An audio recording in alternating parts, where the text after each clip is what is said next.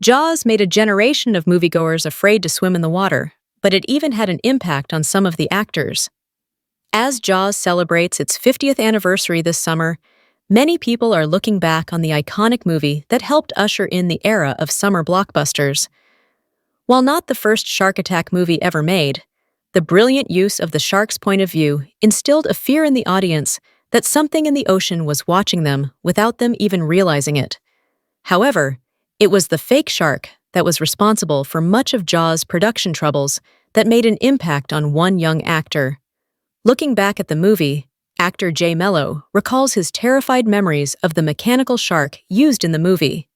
Mello was only 6 years old when he played Sean Brody, the youngest child of Roy Scheider's Chief Brody.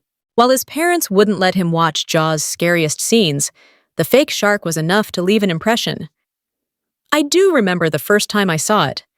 It was just the head part of the shark. I kind of questioned Sherry Rhodes, who was the casting director. I said, "Where's the rest of the shark?"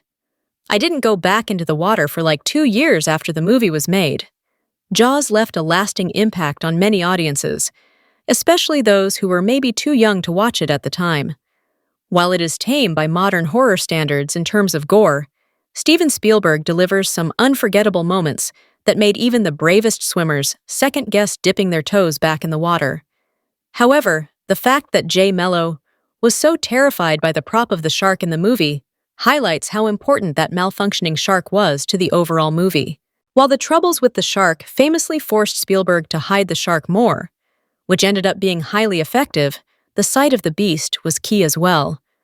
The scene in which Chief Brody comes face-to-face with the shark for the first time is one of the most impactful moments in the entire movie. Likewise, Quint's death in Jaws, as he helplessly slides into the shark's chomping mouth, is terrifying. It is not surprising that a 6-year-old was traumatized by the sight of the shark's enormous head.